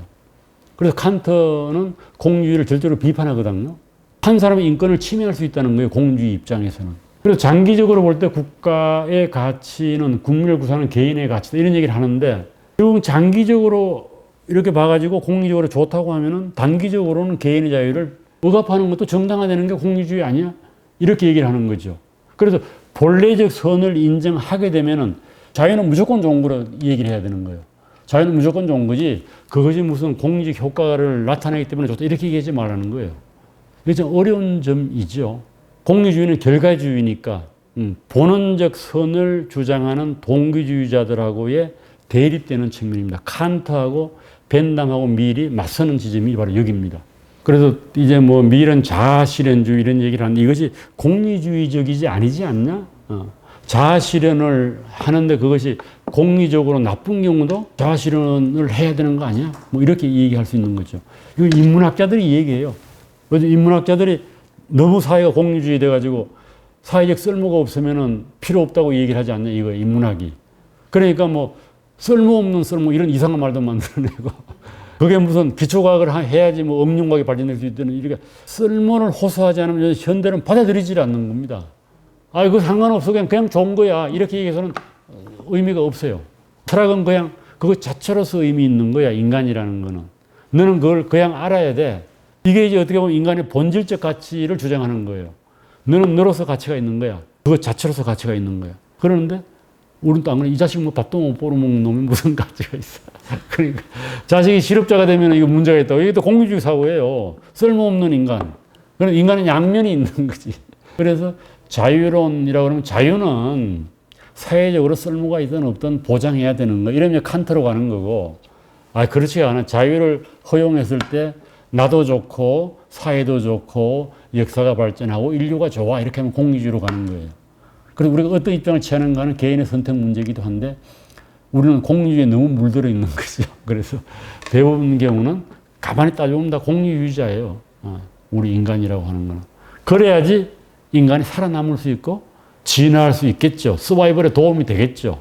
그래서 우리가 본질적인 가치가 있다라고 하는 것도 철학적으로는 대단히 중요합니다만은 그것이 어떻게 보면 공리주의와 맞설 수 있는 이론적인 무기가 되지만은 현실적으로는 상당히 힘을 잃어가고 있다. 뭐 이런 얘기를 해볼 수 있을 것 같습니다. 자유로운 어떤 연장선상에서 공리주의가 아닌 것처럼 하는 얘기들입니다. 이 부분은. 그 이유는 자유의 우선성, 자유론에서 자유를 대단히 중요한 것처럼 생각하고 마치 어떤 본질적인 가치가 있는 것처럼 이 얘기를 하고 있는 거예요. 자유론에서, 그 서론에서는. 그래서 자유는 인간의 존엄성과 인격을 존중하는 것이다. 이렇게 얘기를 합니다. 최소한의 인간다운 생활을 위한 물질적 필요 조건이 획득되었을 경우에는 자유의 권리를 부와 교환하는 것은 잘못이다. 이런 얘기를 지금 미리 하고 있는데 이게 뭔가 하면은 공리주의 관점에서 볼 때 인간이 행복해지려고 하면은 어느 정도 물질적인 것이 획득돼야 되는 거죠.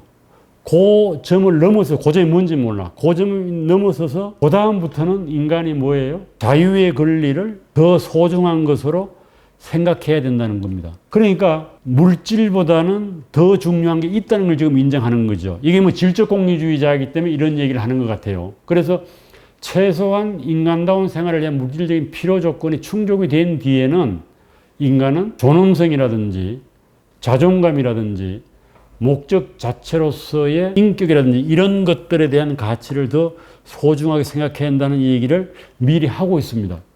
그래서 물질적인 풍요가 증가함에 따라 다른 가치보다 자유의 가치를 더 존중해야 한다는 얘기를 하는데 양적 공리주의에서는 어긋나는 거지만은 질적 공리주의자로서는 또 이런 얘기를 할 수 있는 것 같긴 해요. 그러나 어느 선이냐라고 하는 그건 대단히 이제 한계가 불명확하다는 거죠. 그래서 결국은 밀은 이 자유가 왜 좋으냐고 물었을 때 그걸 어떤 때는 공리주의의 관점에서 좋다고 얘기를 하다가 인간의 어떤 인격이나 자존심이라든지 도덕적 이런 것들에 의해서 좋다고 얘기를 막 섞어가는 거예요, 이게. 그러니까 우리가 왜 인간이 정신적 도덕적 능력을 키워야 돼 그러면은 그것 자체로 자유를 위해서 좋다 이렇게 얘기를 하는 거예요. 그럼 자유가 왜 좋았다고 그러면은 그것이 개인의 행복을 증가시켜주고 전 최대 다수의 최대 행복을 증가시키기 때문에 좋아 이렇게 얘기를 하는 거죠. 그러나 또 반대로 되면은 안 증가시켜주면 어떻게 할 거예요? 그러면 그거 가치가 없다고 얘기를 해야 되지 않습니까? 그러니까 여기에서 이제 공리주의의 원칙이 왔다 갔다 할 수 있다는 얘기입니다. 그래서 정신적인 가치하고 물질적인 가치를 놓고 볼 때에 미리 어느 쪽의 입장이 섰는지는 상당히 어렵다는 겁니다. 그리고 이렇게 얘기를 해요. 소크라테스, 예수, 갈릴레오 같은 이 사람들이 비수능자이라고 보는 겁니다. 그 당시 사상에 대해서 어떤 혁명적인 생각을 한 사람들이죠. 그래서 이런 사람들을 공리주의로 봐서 사회에 이익이 온다라고 미련 얘기를 해요. 그러나 소크라테스, 예수, 갈릴레오 이 사람들은 그것 자체로서의 가치가 있는 것 아니, 이걸 이렇게 할 때만 이 사람들의 자유를 인정할 수 있는 길이 열리지 않냐 이거야. 예수라 석가라든지 이런 사람들의 행위나 가르침이 공리주의로 효용이 없다고 해서 그게 가치가 없는 이렇게 우리 되물을 수 있거든요. 그래서 이제 그런 얘기를 지금 하고 있는 겁니다. 미래 생각은 사상과 이 언론의 자유, 표현의 자유, 토론의 자유 이런 거는 이제 그걸 통해서 인류가 진보할 수 있다. 이제 이런 생각을 하는 겁니다. 인간의 생각을 통해서 진보할 수 있다. 그래서 그걸 일종의 시장으로 보는 거죠. 마켓, 경쟁을 통해서. 그래서 이제 그 다음에 이제 3장으로 넘어가서 행복의 한 요소로서의 개별성을 얘기합니다. 이건 이제 개인의 개성이 중요하다는 얘기를 해요. 개별성은 다양성으로 나타나며 인간 발달의 절대적이며 본질적이다. 그런데 공리주의적이면 이런 얘기 할 수 없잖아요. 절대적이니 본질적인 이런 얘기 할 수가 없거든요. 개별성을 억압하는 사회는 정체가 된다. 그래서 사람들은 새로운 갈래를 시작해야만 좀 더 계몽된 행동의 사례를 제시하고 또한 삶에서 좀 더 고상한 취미와 분별력을 가져야 한다. 그래서 이 개성을 대단히 중요하게 생각을 합니다. 인간의 개별성.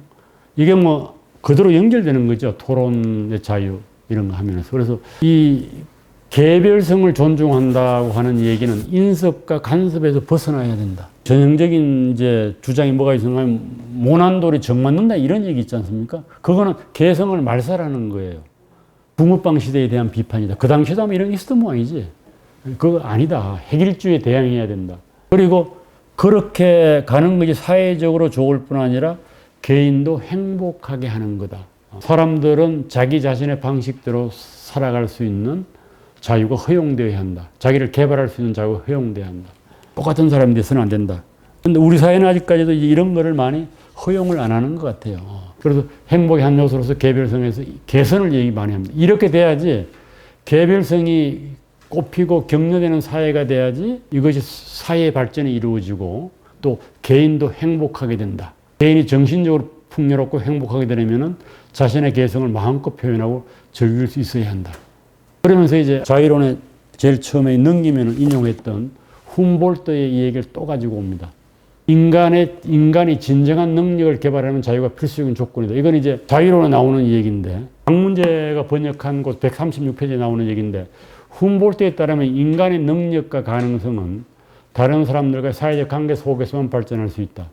훔볼트는 국가가 개인의 자유를 침범하지 않게 법을 제한하되 개인이 사회에 적극적으로 참여하고 그런 참여를 통해 개인이 갖고 있는 능력과 잠재력을 키울 수 있도록 해야 한다고 주장했다. 이제 일종의 그 개인의 자유를 극단적으로 허용했을 때에 독단에 빠질 수 있는 걸 경계해서 한 말이에요.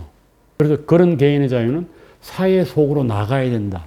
개성을 존중하되 여러 개성을 가진 개인들이 모여가지고 서로 토론하고 그래야지만이 그 개인의 능력과 잠재력이 꽃피울 수 있다는 겁니다. 그러니까 능력과 잠재력이 꽃피우는 거는 개성을 가진 개인들이 만나가지고 자유롭게 자기 자신의 개성을 발현하는 데서 나온다는 겁니다. 대단히 개인주의적인 것은 벗어나 있는 거죠. 혼자 그냥 가만히 있으면 된다는 게 아니에요. 사장은 이제 개인에 대한 사회적 권위의 한계는 똑같은 얘기죠. 어디까지 이제 개인의 자유를 제한할 수 있냐라고 하는 건데 해악의 원칙에서 해악이 나오면은 거기서 멈춰야 된다는 얘기죠. 개인의 자유가. 이것이 4장에서 주로 자세하게 얘기를 하고 있는 겁니다. 그리고 국방에 대해서도 얘기를 해요. 외적의 침입에 대항해서 국가를 방해하는 데 우리가 도움을 줘야 한다. 개인은 사회적 강제가 아니라 자발적으로 사회 복지에 기여하는 이런 얘기도 합니다. 그런 또 책임이 있다는 얘기죠. 그런데 이제 국가가 개입을 시작하게 되면은 계속 더 개입을 많이 하게 된다. 또 그런 것도 경계해야 된다. 이런 얘기도 하고 있습니다. 원리의 적용은 5장. 이거는 여러 가지 사례가 많이 나와요. 그래서 끊임없이 얘기하지만은 자신에게만 영향을 미치는 행동하고 타인에게 영향을 미치는 두 가지 행동이 있는데 자신에게 영향을 미치는 행동에 대해서는 자유를 주되 타인에게 영향을 미치는 행동에 대해서는 사회가 어느 정도 금지를 할 수가 있다. 그래서 자신에게만 관련된 술이나 도박의 중독 같은 것이 자신에게만 미치면은 스톱해야 되지만은 타인에게 영향을 미치게 되면은 막아야 된다는 거예요. 이 한계가 애매하죠. 그러면서 예로 들고 있는 게 도박장을 경영하는 주인이 있고 보조회를 들어요. 몇천 불을 고용해서 하는. 당연히 이제 개인이들이 모여서 도박하는 우리 뭐 고수업주가 도박하는 건 허용이 돼야 한다는 거야. 그 다음에 매춘도 개인 단위로 매춘을 하면 허용하라는 거예요. 그러나 포주가 창녀들을 데리고 비즈니스를 하는 거는 금지할 수 있다는 입장인 것 같아요, 지금 미일은. 그건 일종의 앵벌이 비슷하게 보는 것 같기도 하고. 개인 집에다가 이렇게 모여서 친구들이 도박하는 거는 허용을, 사교단체로는 허용을 하되 도박장을 만드는 거는 금지를 해야 이렇게 또 얘기를 하는 거예요. 경계가 애매한 거예요. 노동자 계급이 술집 출입하는 거는 제한돼야 하는, 이거는 노동에 영향을 미치니까. 그건 좀 애매한 거 아니냐. 세금을 또 매기는 어디까지 허용돼? 이런 이제 복잡한 얘기가 나옵니다. 노예계약은 이건 노예계약은 안 된다고 봐요. 자유를 포기해서는 안 된다고 보기 때문에. 내가 노예가 된다고 다른 사람이 피해를 주는 게 뭐가 있어? 이렇게 볼 수도 있죠. 그러면 자유 자체를 포기하는 거지 않습니까? 그거는 포기는 또 안 된다 이렇게 얘기를 하고. 그래서 이 상당히 이제 이 적용이 올라가면 논란이 많은 겁니다.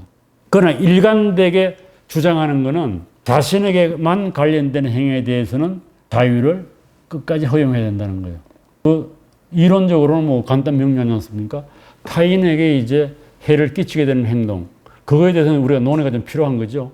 진짜 해를 끼치는지 안 끼치는지를 현실적으로 봐야 된다는 거죠. 그래서 한 프린스플 같은 경우는 현대 사회에서도 끊임없이 이제 논란이 되고 있는 것이고 자기결정과도 똑같은 얘기입니다. 우리 그런 거 있지 않습니까? 정신병에 걸린 사람을 지금 요즘 어떻게 얘기해요? 주변에서 그거 못 잡아놓잖아요. 정신병원에. 그 자기결정권 문제라는 거예요. 안락사 같은 경우도 똑같은 경우입니다. 자발적 안락사하고 비자발적 안락사 있는 경우인데. 그리고 자기결정권은 행복, 자신에 대한 최선의 판단자는 개인이고 개인 각자는 선택하고 시행착오를 거치면서 자기에게 가장 맞는 길이 무엇인지를 찾게 된다. 자유는 그대로 나오는 얘기입니다. 우리 모두는 자신을 사랑하고 아낀다. 각자가 자기에게 맞는 길을 찾아낼 때 행복을 느낀다. 정책가나 전문가가 아무리 지식이 뛰어나도 결국 나 자신만큼 나를 아끼고 사랑하는 일은 없기 때문에 내가 나를 위해 최종적으로 결정해야 나의 행복이 극대화될 수가 있다. 그래서 이제 각자 붕어빵이 되지 말고 각자 이제 자기 삶의 주체가 되라. 이제 이런 얘기입니다. 스티브 잡스가 2005년도에 스탠포드 대학에서 한 연설하고 똑같은 얘기예요, 내용은. 너 자신이 되라는 겁니다. 그런데 대부분 우리 청소년들 보게 되면은 스스로 발견한 자기 자신이 없어요. 하기 싫은 건 많은데 하고 싶은 게 별로 없어. 이것도 이제 문제라고 저는 봅니다. 그래서 끊임없이 이제 이 잘난 사람들 충고하는 거예요. 스티브 잡스 그거 아니에요? 네 목소리를 들으라는 거예요. 네 목소리를.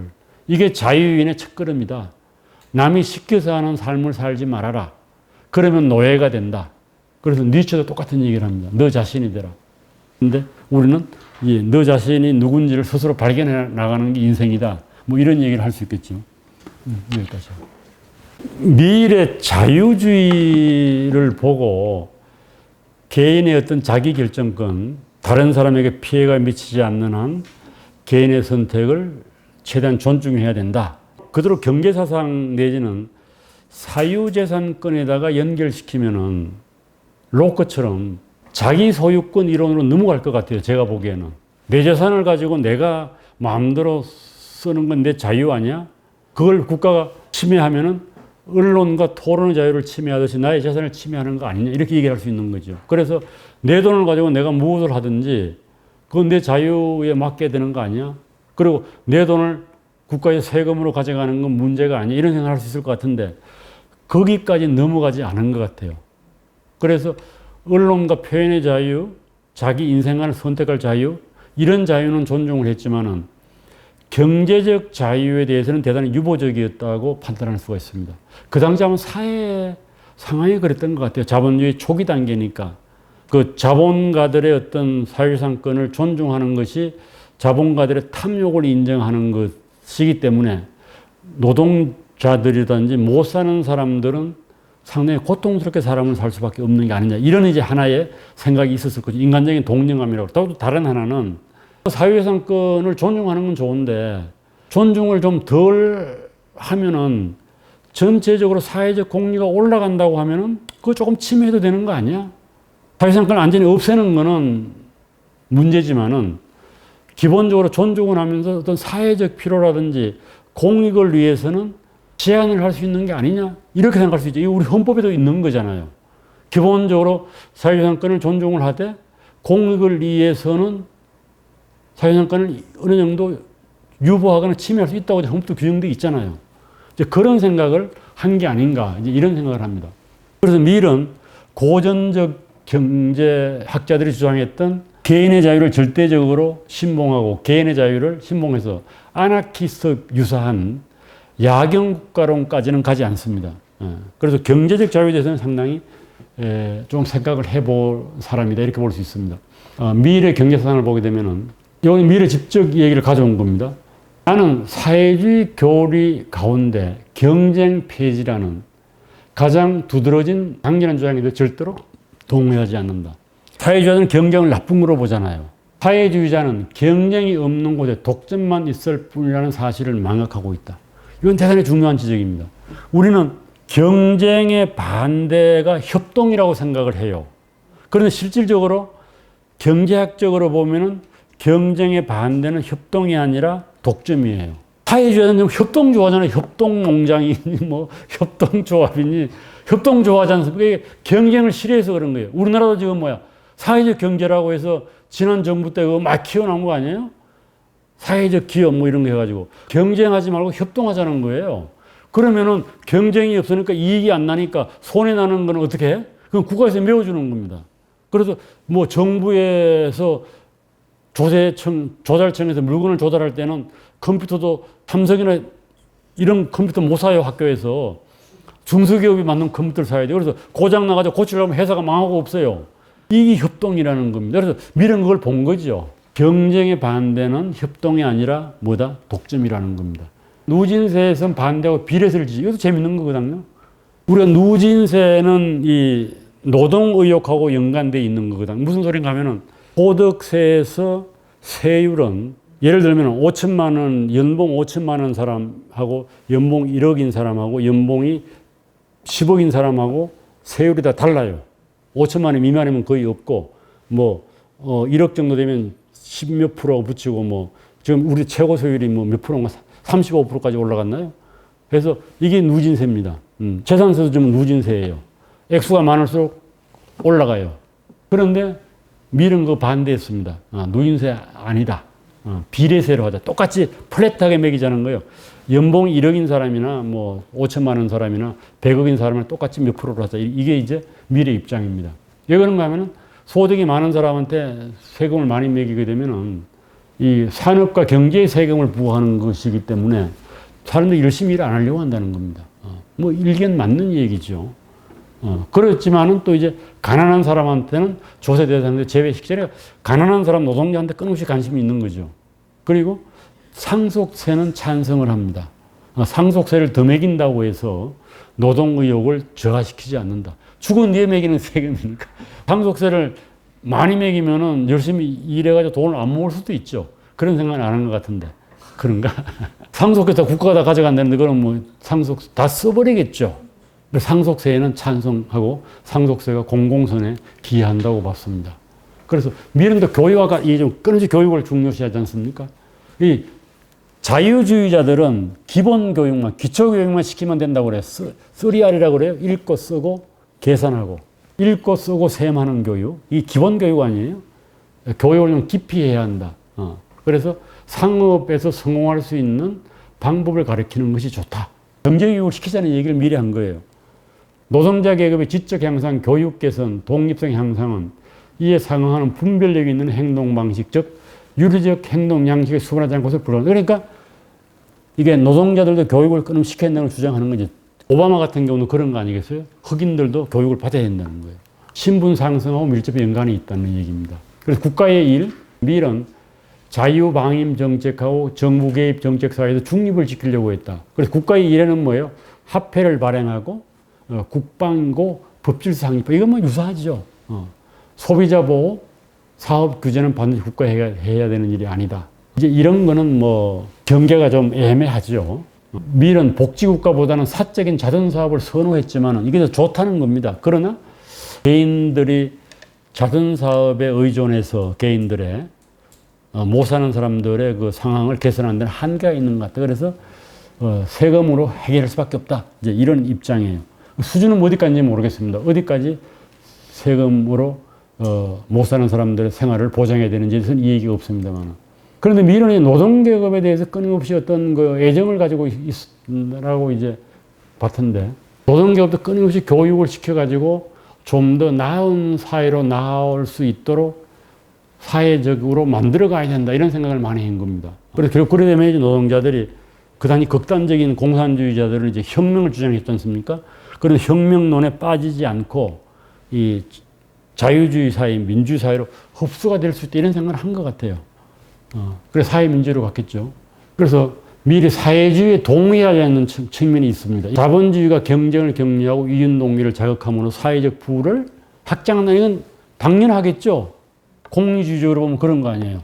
사회주의는 인간다운 삶의 필수적인 크고 중요한 것들을 결리하고 있다. 이게 뭔가 하면 인간의 자율성을 총체적으로 부정한다는 거예요. 사회주의는. 그러니까 자율성을 부정하면은 이게 공리주의로 볼 때도 생산성이 떨어질 수밖에 없는 거겠죠. 그러나 자유주의자들은 생산성이 떨어지든 안 떨어지든 자유를 말살하는 건 좋지 않다. 이렇게 보면 또 공리주의가 아닌 게 되고. 그래서 자유가 없는 유토피아는 지옥이라는 얘기도 해요. 미리. 그리고 극단적 혁명적 대륙적 사회주의. 그 당시 아마 프랑스, 독일서 아마 사회주의 운동이 많이 벌어졌던 것 같아요. 혁명도 실패하고 그러지 않습니까?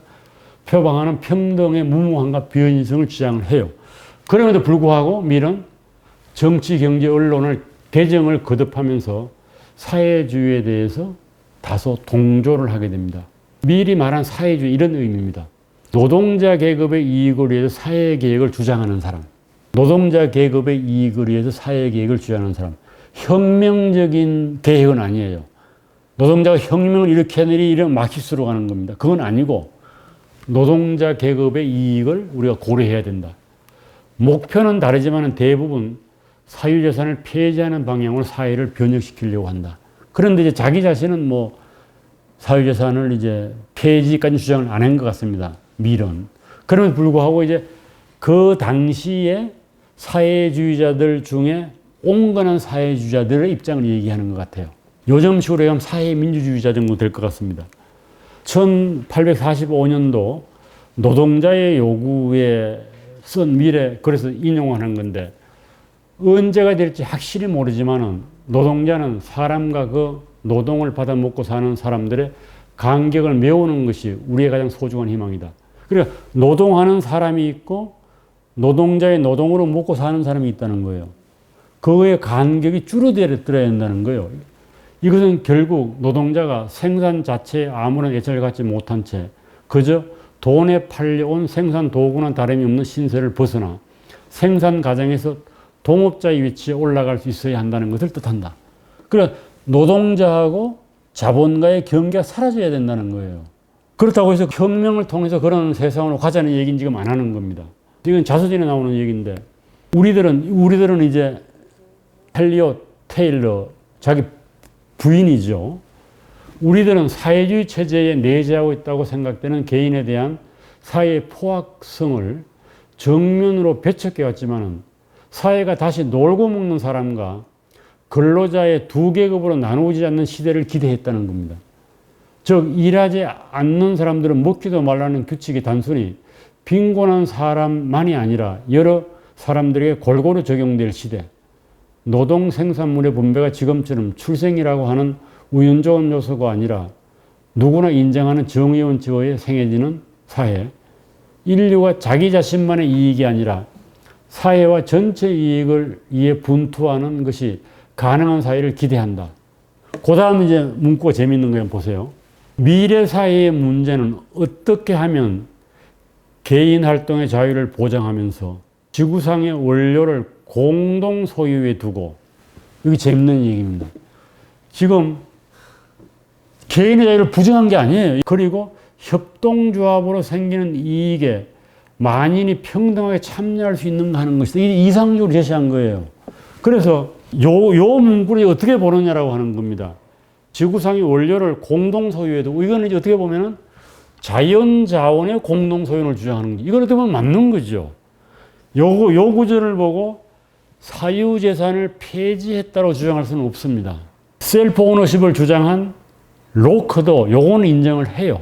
지구상의 원료는 공동 소유라는구나. 그러나 누가 가서 거기에 가서 노동력을 가해서 그걸 내가 가지면 개인 소유가 되는 거예요. 이게 좀 사유재산을 인정하고는 조금 거리가 있는 대목입니다. 요 대목은. 그럼 어떻게 그걸 공동으로 해서 생산하고 그걸 또 협동적으로 나누어 갖자.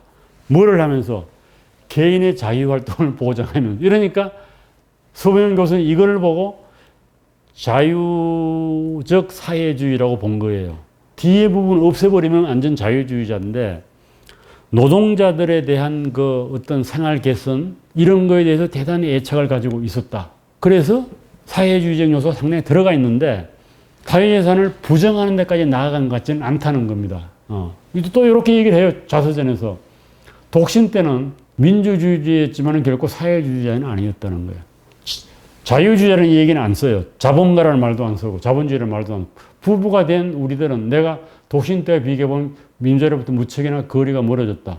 그것은 교육이 여전히 너무 불완전하여 대중의 무지, 특히 방종과 잔인성을 우리들을 우려하고 있었다. 그것이 우리의 전진하는 궁극적 이상 저 멀리 민주주의의 영역을 넘어서 확실히 사회주의라는 일반적인 호칭 속에 우리들을 밀어 넣었던 이유였다.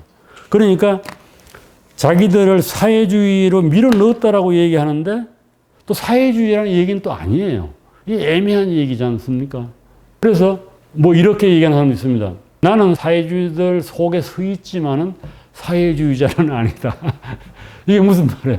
어떻게 보면 이념에 동조하지만은 그 방법에는 동조하지 않는다. 이런 의미가 들어있는 건가? 뭐 그런 식이에요. 그래서 사회주의자들의 어떤 기본 정신은 나도 동감을 한다. 같이 잘 먹고 잘 살자는 얘기 아니에요, 사회주의자가. 그러나 그런 세상을 만들기 위해서 혁명을 일으켜야 되는지 뭐 폭력혁명을 일으켜야 되는지 이러기에는 동의하지 않는다는 겁니다. 하나를 판단하기가 어렵죠. 뭐 양쪽의 발을 다 걸치고 있는 것처럼 보이기도 하고. 아마 미리 그 당시 영국에 있었던 프리에라고 하는 이제 공상적 사회주의가 있었는데 이 사람의 실천에 상당히 동조적이었다고 얘기를 합니다. 이 사람은 뭔가 하면은 미라고 겹치죠. 37년에 죽었으니까. 프리에는 사업가예요. 그래서 2,000명에서 4,000명 정도의 소규모 생산자 협동조합 공동체를 운영을 했습니다. 협동조합이니까 공동 출자를 해가지고 이익이 나오면 공동으로 나눠 갖는 건 협동조합은. 그러니까 이게 이제 잘 굴러가면 문제가 없어요. 우리도 뭐 출자하잖아요. 협동조합 중 우리 강원대학도 협동조합이 있어요. 학교 안에. 저도 20만 원 출자했다가 퇴직할 때 돌려받았는데 20몇만, 6만 원인가 5만 원. 그래서 그 돈을 모아가지고 직원들을 고용해서 사회의 사업체들을 운영을 해요. 식당도 운영하고. 그래서 수익이 나면은 다행인데 이게 장기적으로 수입이 안 난다는 거예요. 일도 열심히 안 하고. 그래서 이거를 보고 이제 미리 대단히 이거 참 좋다 해서 그런 얘기를 해요. 프리에주의 같은 발전된 사상은 공산주의가 보여주는 약점이 전혀 없다. 미리 이 얘기 이렇게 썼어요. 그런데 결국은 이게 망해요. 그래서 결국은 실패를 하게 되는데 미리 그 사이에서 대단한 갈등을 겪은 것 같다. 그리고 그럼에도 불구하고 미리 이러한 사상들은 후에 소위 말하면 사회민주주의로 넘어가게 됩니다. 이게 영국으로. 지금 사회민주주의가 있잖아요. 그리고 이제 여전히 이제 우리나라에서 사회민주주의가 헌법의 테두리 안에 들어와서 자유민주주의 속에 포함이 되냐 안 되냐에 대해서 논란이 많아요. 그럼 왜 그런가 하면은 사회민주주의가 사유재산 제도를 인정하느냐 인정하지 않느냐 경계에 있기 때문에 그렇습니다. 영국 같은 경우도 노동당이 처음에 인정 안 하다가 사유재산 포기했거든요. 결국 국유화를 포기했어요. 영국 노동당은. 그런데 대부분의 경우는 궁극적으로는 다 국유화로 가야 된다고 주장을 하고 있거든요. 다만 방법이 방법이 민주주의를 통해서 갈 수 있다. 사회주의를 민주주의를 통해서 갈 수 있다. 이렇게 믿으면 사회민주주의라고 우리가 보는데 그런 경우에는 자유민주주의자는 아니죠. 그렇게 되는 거죠. 그런데 그렇지 않고 좀 더 복지를 좀 더 많이 하자. 이걸 사회민주주의라 보면 그거는 오케이. 이 정도 선이 아닌가 싶어요. 우리의 헌법 정신이라고 하는 것도. 미일이 어떻게 보면은 이제 이 20세기의 사회주의적인 그냥 사회민주주의적인 그거의 기본적인 생각을 상당 정도 미리 깔아놓은 게 아니겠는가. 그렇다고 해서 그 당시에 과격한 사회주의자들하고는 입장을 달리했다. 마키스 사회주의죠. 뭐 그런 측면에서 어느 정도 차별화되지만은 현대적으로 이제 미일의 사회주의에 대한 관심은 그렇게 큰 것 같지 않습니다. 왜냐하면 더 강력한 사회주의자들이 있으니까. 그런 것 같지는 않습니다. 그럼에도 불구하고 이제 우리나라에도 보면은 자유를 중요시 하면서도 이 자유만으로는 좀 문제가 있다. 이런 사람들은 미래 사회주의에서 좀 호감을 가지고 있는 게 아닌가 하는 저는 그런 생각을 했습니다.